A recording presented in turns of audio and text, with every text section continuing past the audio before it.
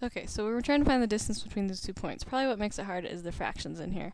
But we want to still apply everything the same way we would if they were whole numbers. So I wrote the formula over here. We have the distance formula. We take the x2 minus x1 and square it. So that's what I've written right here. I took the 1/5 and the 2/5 and I've squared it.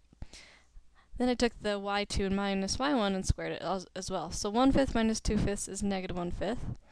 15 tenths minus 1/10 is 14 tenths. And now I'm going to square each one of them. So I'm going to get the square root here. It's still there. I'm going to square each one of these. When you square negative 1/5, you're going to get 1/25. When you square 14 tenths, well, I know 10 times 10 is 100.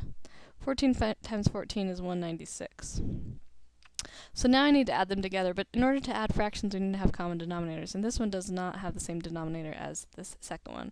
But I can look at 1/25, and I know 25 will actually go into 100, so instead of 1/25 I can make this 4 100ths, because 4 100ths is the same thing as 1/25, but now they have common denominators here of 100, so now we can add them together, and it's going to get to be 200 over 100. Well, I'm going to do 200 over 100, it's the square root of that whole thing. You can either type that in your calculator, making sure you have parentheses around it, or you can type it in. I know that the square root of 200, we could type that in first, and I know the square root of 100 is 10, so you could type it in like this.